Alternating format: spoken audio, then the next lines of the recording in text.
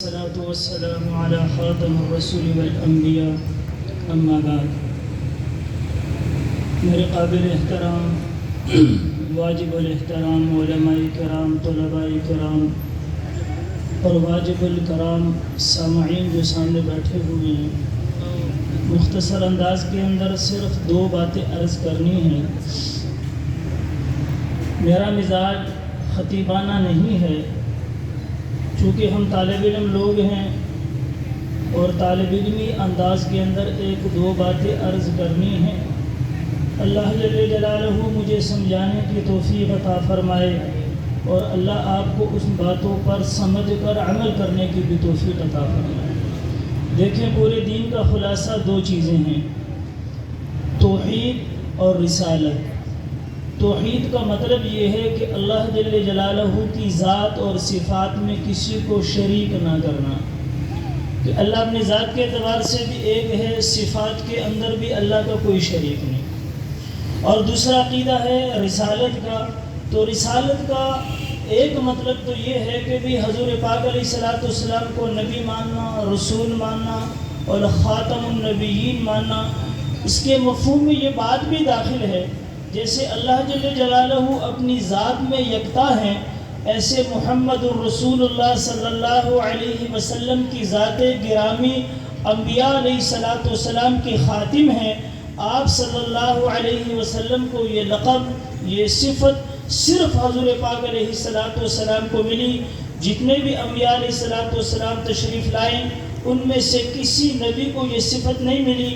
تو جیسے اللہ اپنی ذات میں ایک ہے، ایسے محمد الرسول اللہ صلی اللہ علیہ وسلم کے بعد کوئی نبی نہیں، کوئی رسول نہیں، کوئی نیا نبی نہیں آئے گا. ایک بات. دوسری بات یہ ہے کہ دیکھیں، ہم ایک جملہ استعمال کرتے ہیں، کئی دفعہ یہ سنا، اتفاق بھی ہوا کہ بھئی انبیاء علیہ السلام کتنے ہیں؟ تو ایک جملہ ہم بولتے ہیں بھئی 1.25 لاکھ یا 2 لاکھ. اس کے ساتھ ہم ایک جملہ استعمال کرتے ہیں کم و بیش والا. اس کا مفہوم بھی سمجھ لیں کہ یہ کم و بیش کا جملہ کیوں استعمال کرتے ہیں. بھئی اگر ہم کہیں کہ نبی 1.25 لاکھ اور نبی 1.25 لاکھ سے زیادہ ہوں تو جو نبی زیادہ ہے اس کا انکار ہو گیا. اگر ہم کہیں کہ بھئی دعوے کے ساتھ کہ نبی 1.25 لاکھ ہیں اور نبی 1.25 لاکھ سے زیادہ ہوں تو جو نبی 1.25 لاکھ سے ایک بھی زیادہ ہوا اس نبی کا انکار ہوا. یہ جملہ ہم اس لیے استعمال کرتے ہیں کہ نبی 1.25 لاکھ ہوں، نبی 2 لاکھ ہوں. کم و بیش کا جملہ اس لیے استعمال کرتے ہیں کہ کسی نبی کی نبوت کا انکار نہ ہو، کسی نبی کی رسالت کا انکار نہ ہو. یہ ایسے بدبخت ہیں، یہ قادیانی ایسے گندے مزاج اور گندے عقیدے والے لوگ ہیں. ان کے عقائد ان کی کتابوں میں پڑھے تو گھن آتی ہے، یقین جانے پڑھے تو دماغ کے اندر عجیب سی بدبو محسوس ہوتی ہے کہ ان لوگوں کو یہ بات سمجھ میں نہیں آتی کہ حضور پاک علیہ السلام کی جو نبوت ہے وہ حضور کی ذاتی نبوت ہے. دیکھیں، خاتم النبیین کا ایک مطلب ہے کہ حضور آخری نبی ہیں، اور ایک مفہوم اس کا علماء یوں بھی بیان کرتے ہیں کہ جتنے انبیاء علیہ السلام تشریف لائے ان تمام نبیوں کی نبوت ذاتی نہیں تھی، وہ عرضی تھی.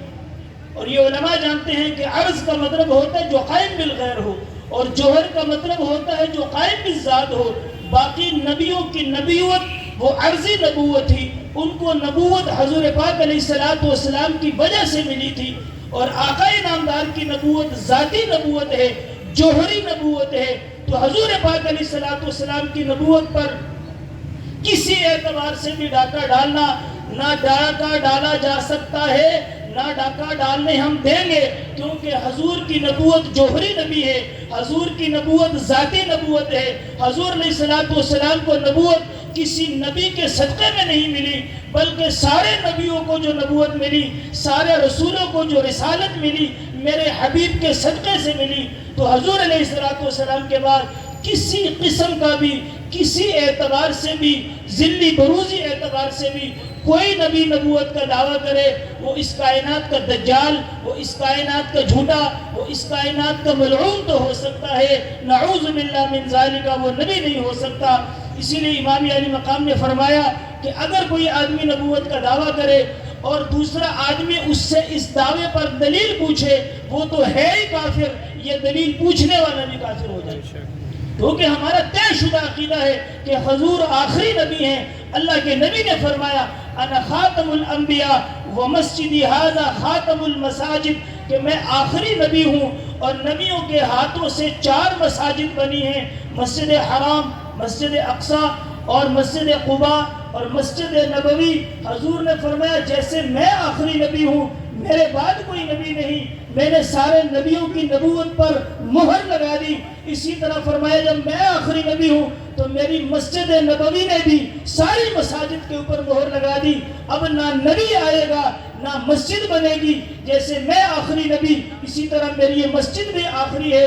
میرے بھائیوں، بزرگوں، دوستوں، اس عقائد کو یاد بھی رکھنا ہے، محفوظ بھی رکھنا ہے۔ اور آخری گزارش جو عوام کے اعتبار سے ہے، بھئی ان کانفرنسوں کا انعقاد انتہائی ضروری ہوتا ہے، چونکہ اس کانفرنسوں کے لیے لوگوں کے پاس ہمارا جانا ہوتا ہے۔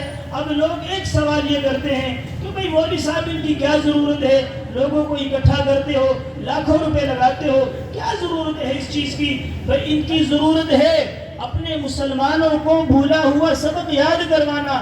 آپ یقین جانیں ایک دن مطالعہ کریں، اگلے دن ہم نہ پڑھائیں تو اس مطالعے کو دوبارہ کرنا پڑتا ہے۔ میں اپنا حال بتا رہا ہوں، آج مطالعہ کیا، کل سبق نہیں پڑھایا تو پرسوں پڑھانے کے لیے دوبارہ مطالعہ کرنا پڑتا ہے۔ تو میرے بھائیوں، بزرگوں، دوستوں، اگر ہم یہ مجالس کو قائم نہ کریں، ان ختم نبوت کی مجالس کا انعقاد نہ کریں تو یہ سبق ہم سے بھول جائے گا۔ اور قادیانی 50 سال کے اندر 50 منٹ کے لیے بھی نہیں بیٹھا، اپنے گندے مذہب کو، اپنے گندے عقیدے کو، اپنے غلیظ اور بدبودار عقیدے کا پرچار بھی کر رہا، اس کے لیے محنت بھی کر رہا، اس کے لیے جان بھی دے رہا، اس کے لیے مال بھی دے رہا۔ لیکن افسوس کی بات یہ ہے کہ ہمارا مسلمان ختم نبوت کے لیے اول تو کچھ دیتا نہیں، اور اگر دیتا ہے تو پھر 4-6 باتیں لگا کر دیتا ہے۔ مہربانی فرمائے، اللہ نے مال بھی دیا، اللہ کا ہے، جان بھی اللہ کی، مال بھی اللہ کا، تو جیسے یہ انعقاد، علماء کا کام تو یہ ہے آپ کو اکٹھا کرنا، آپ کو بیدار کرنا، ان علماء کو سٹیج پر لانا، سٹیج کی زینت بنانا، لیکن اس کے لیے جتنے بھی اخراجات ہوتے ہیں ان مخیر حضرات سے میری درخواست ہے کہ دل کھول کر اس میں حصہ ڈالا کریں۔ یہ ایک مجلس نہیں، ہزاروں مجلسیں اس طرح لگتی رہیں گی۔ جب بھی کوئی کام دین کی، کوئی بھی محنت والا، کوئی بھی مدرسے والا، کوئی ختم نبوت والا، کوئی بھی آپ کے پاس آئے کہ یہ کام کرنا ہے تو بشاشت قلب کے ساتھ، اپنے ماتھے کو خندہ پیشانی کے ساتھ، جتنی توفیق ہو عاجزی کے ساتھ ان کو دیں، اور اس کو اپنے لیے ذخیرہ آخرت سمجھے اور یہ سعادت سمجھے کہ ہمیں دینا چاہیے تھا لیکن آپ ہمارے پاس آئے۔ آپ کی مہربانی، آپ کا شکریہ۔ یہ حقیر جو خدمت ہمارے ذمہ آپ نے لگائی ہے، یہ عاجزی کے ساتھ ان کو حوالے کریں تاکہ ایسی مجلسیں منعقد ہوتی رہے، آپ لوگوں کے تعاون کے ساتھ ہوتی رہے۔ اللہ جل جلالہ مجھے اور آپ کو عمل کرنے کی توفیق عطا فرمائے۔